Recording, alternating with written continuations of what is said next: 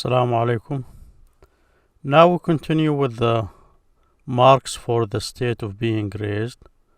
Today we talk about the Alif, the A, this A here.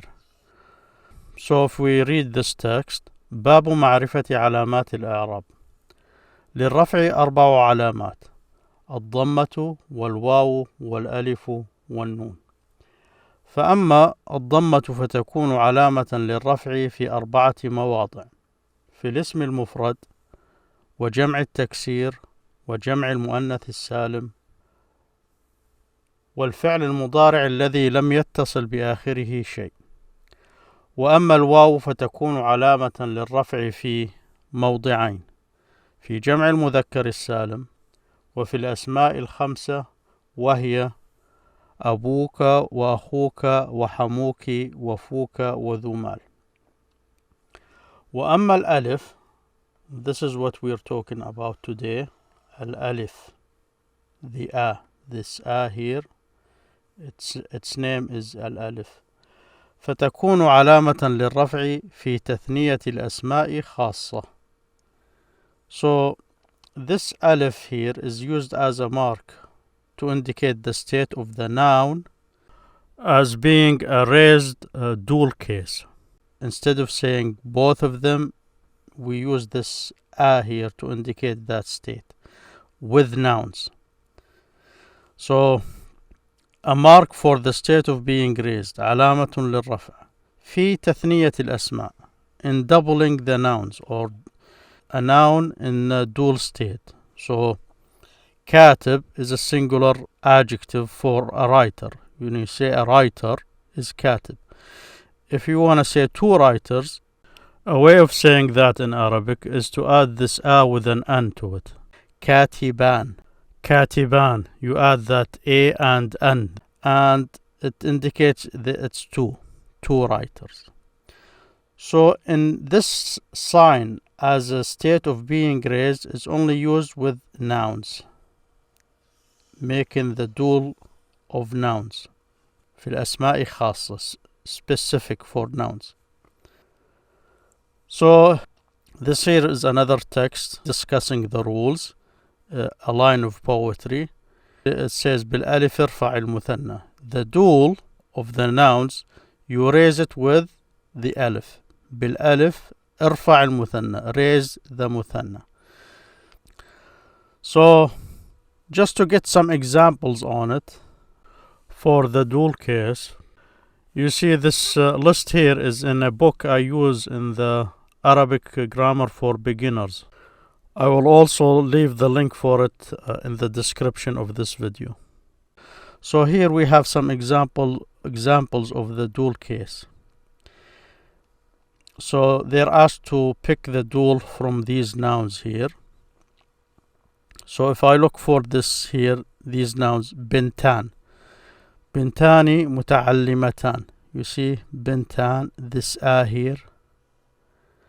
This indicates the state of this two girls. You started the sentence with them. That's why they get the state of being raised. So they get this A as an indication of that. So you say بنتان. This N here is used as a mark. So in this case, it's used in the like this on here. Instead of using a diacritics, they use a letter. There is more talk about this, but we will not go into this now. But this is the sign we're talking about. You see bint is a girl, bint. If you say two girls, you say bintan. Now the adjective, it will always follow the whatever it's describing. So متعلمتان, they're learned, they're educated. متعلمتان. Notice this A there. That's a sign, because this adjective takes the same case as the noun it's describing. So it had the same sign, an here, A, this A there. Another one here, ثوبان جديدان. You see ثوبان, this is ثوب, which means a dress. So like what you wear, a dress. So ثوبان is two dresses. So two dresses. جديدان, two new dresses. So notice the adjective followed to indicate the noun, the case of the noun. You see, now we'll see why is this important to help us analyze text. Another one here is امرأتان أديبتان, two literary women, like writers, authors, poets. أديبتان, adab is literature in general. أديبتان means they're into the literature, or they are writers, authors, poets, or anything that has to do with literature. So امرأتان أديبتان, this is the adjective. So امرأتان, you see this here indicates the state of this noun. أديبتان, this is the adjective, this here. When we discuss the grammar of how the sentences are built, we'll learn that if you start with a noun, it always gets the state of being raised. So you show that by this mark, this امرأتان, because we started with this noun for two women. امرأة is singular for a woman. So two women, امرأتان. You just add that there. أديبتان. So if we find another dual, now here, notice the importance of noticing the marks. You see, صبيان صغار. Notice here, this is صبي. صبي, a boy, a young boy, صبي. By adding this here, this and an here, I wouldn't know if there is no diacritics. I wouldn't know if it's dual or it's the plural. This is the plural for صبي, but it looks like the dual. So how I know? You see, if they had the diacritics, this on, they have this on there. When we will discuss the dual later, we will know that it's always this, it's an here, will always be with the dual, has this diacritic e. So this diacritic is one clue for me that this is not the dual case. This is the صبيان, the plural. And because I know how to pronounce it, if it's dual, I know it will be صبيان, not صبيان. You see, there's big difference between the plural. When you pronounce it, it's very obvious. But when it's written like this, that's when the diacritics and signs are important. Now another clue is this adjective that was used with it. Because this is an adjective, صغار, they're young, this is a plural. You see, there is no dual case there. There is no a and there at the end. So this is another clue for me, because I don't have diacritics there to guide me.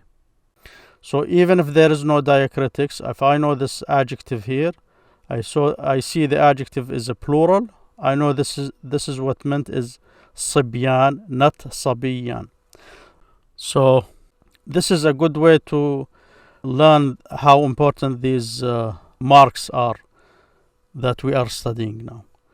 So if we look here, is فرسان سابقان. Notice the here, سابقان. They're two mares that are ahead in a race. They beat other horses. So they're سابقان, they're the one that are ahead of the other. سابقان, سابق. So notice the adjective get the same movement. سابقاني. فرسان سابقاني. Notice this e here.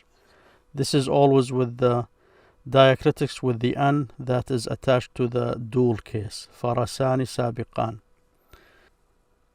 Now here they're asking the students to make a dual case of these nouns here. So if we pick some of these, this here is حقيقة, which means fact or truth. حقيقة. If I want to make a dual case of this, I'd say two facts. I would say حقيقتان.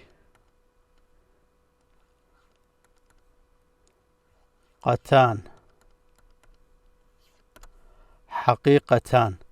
You see that's the there.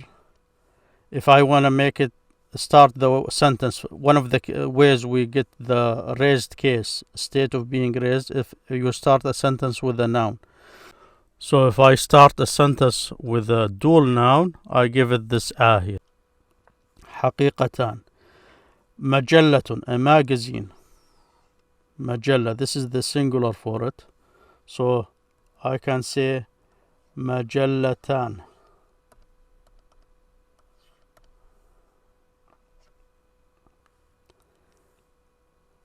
So مجلتان. Here, this is فتى, young man, فتى. Notice this here. This is pronounced as a. The reason they have different shape for a like this here, this tells you when you analyze a text that in another case this will become a ya. So this a came from the ya.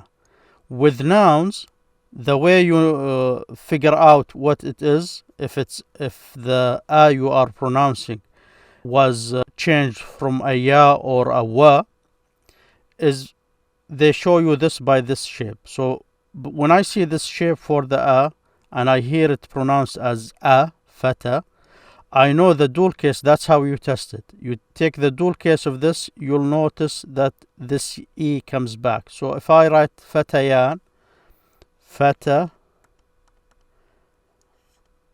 yan, fatayani, you see this ya came back. So that's one of the ways you can use these marks to understand the text you're analyzing.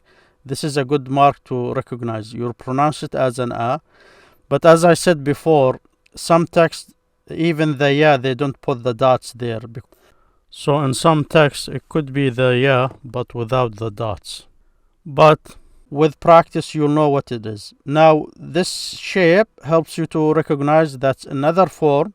This will be a ya. This is very helpful when you're dealing with verbs. In the past tense, they have this shape. You'll know in the present tense, it's a ya. So this is very helpful fact. We will go over this again, but this is how this a is used as a mark for the state of being raised, marfu' or state of rafa'. Next time, inshallah, we'll continue with the signs of being raised. We will cover the an here, the noun. See you then, inshallah. Assalamu alaikum.